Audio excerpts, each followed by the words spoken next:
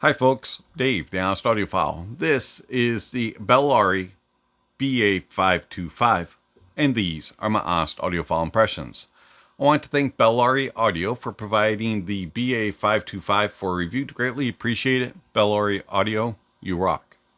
Alright, so the Bellari BA525, this will set you back $275 from your bank account. It is a tube buffer. So basically it goes between a DAC and an amp or a preamp. And it provides a little bit of tube sound. It uses two 12AX7 tubes. It has a THD of 0.09%, SNR of 102 decibels. That's unweighted.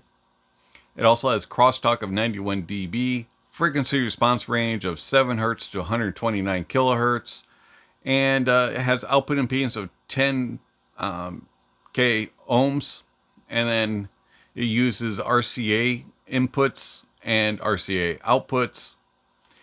It's a very, very simple device. So on the top, you have some venting, you have tubes, a little bit of branding on top, which looks nice.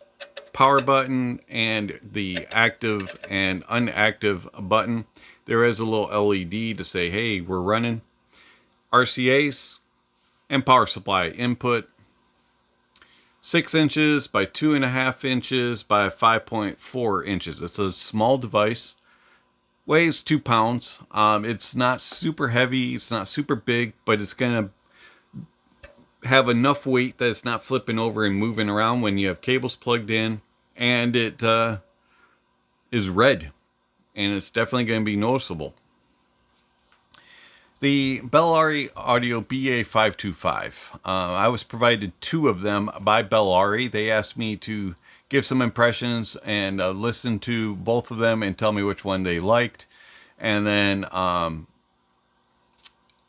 did that and gave some impressions. So the BA525, it's a tube buffer. And if you've been following this channel for very long, I'm not much of a tube person. I do have a couple tube amps that I listen to. I enjoyed tube sound, but I'm not real knowledgeable in the tube world. Also, I'm not really a speaker person. And so using tube buffers with speakers and stuff, it's kind of a new thing for me. And even using a tube buffer between one of my DACs and an amp is kind of a newer thing. I'm not really very proficient in being able to determine differences of sound, but I was like, this is interesting. This is something that I don't always listen to or use, but let's see what I think. And so Bellari Audio sent over 2 BA525s. The original one had a more tubey type of warm presentation. It reminded me more of old school analog presentations I would have heard years ago when I was a child and listening to my father's and my grandfather's music, and it just kind of had this warm kind of tubey, kind of ooey gooey, kind of lush type of sound signature. And it was a little bit on the forward side. When you activated the switch, it really pushed things forward and was kind of almost on the aggressive side. And it also had a tendency to distort, and it was a very finicky when it came to volume controls and matchings and things like that between the DACs and the amps and the programs that I was using, Audiophile. It just was a very picky device to get, so it wasn't distorting all the time, and I was able to still have output and be able to hear. And so I enjoyed it for what it was, but I was like, if they're this fussy and picky, can I really get into using one? The updated one, thankfully, had noticeably less distortion, and it was not near as picky to match with volumes and to get to sound good. It was just a very easier to use device in that regard, and it also did something different in that it had a less forward presentation. Now, it was still more forward and more full sounding, but it was not near as aggressive and near as just, here we are, forward type of sound.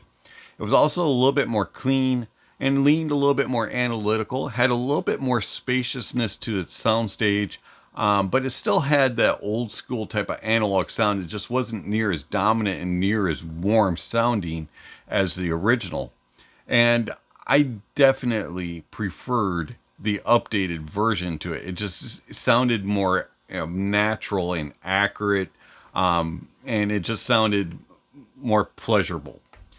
And so I moved forward using the updated version of the BA525 and just found it to be my choice. Now, using the 12AX7 tubes, that's an interesting tube choice, as I don't have a whole lot of those in my collection, but I do have a few. And I put in some matched pairs. As Bellari Audio, Justin over at Bellari, said that the BA525 is very sensitive to unmatched pairs, so I made sure that they were matched pairs and listened to them. And you definitely do hear differences between the tubes, and you can add a little bit more warmth, or you can be a little bit more clinical, a little bit more of the analytical presentation. So it definitely does reveal your differences of tubes, which is a nice thing, which is what you want in a tube buffer. And I found that what it did most of all was, when it was not active, it just let the DAC present however the DAC is. It didn't impede anything. It didn't alter anything. And it was just a straight pass through. The DAC sounded just like the DAC always does. Hitting the activation switch, I found that it took all of the good sides of the DACs and everything that the DAC was presenting always, and it added a little bit more. Besides pushing things forward a little bit and kind of giving a more fullness to it, it added a little bit of warmth, and you got that kind of lushness and just that plumpness that you get with tubes. And it was very, very enjoyable. And I really liked it with the stock tubes. I just used the stock tubes for the most part and plugged it in. I used it with my Mytek Liberty DAC 2 and the Mytek HPA. Also used it going into the Musical Paradise, which is down here. Used it with a few other amplifiers, the SMSL Drop HO150X, and used it with a couple other different DACs, from X Duo and SMSL, and things like that. And I just really enjoyed the differences that the BA525 adds. And the only thing that I really liked was the fact that it's not influencing the sound when it's not active. So, is this worth it? At $275, I don't see why not. You can deactivate or activate the tube presentation, and it passes through in and out through RCA.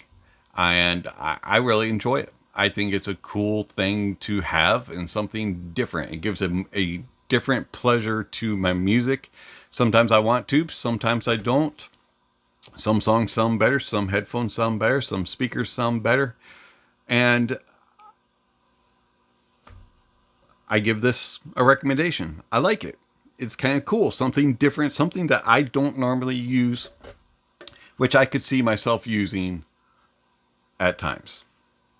The Bellarri Audio BA525.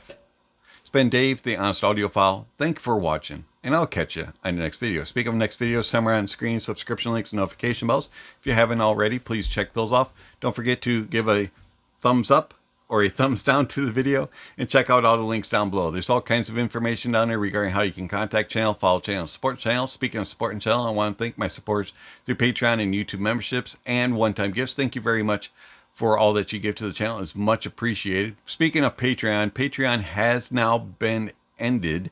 So if you were a Patreon member and you still want to support the channel, consider going over to YouTube memberships. If you are considering supporting the channel in some way, one-time gifts or YouTube memberships would be greatly appreciated. So thank you very much for all that you have provided to the channel. It is much appreciated. Also down below, there's all kinds of other information, music recommendations, gear rankings, all that kind of stuff is listed down below. And lastly, don't forget to enjoy the music and that honesty is the best policy.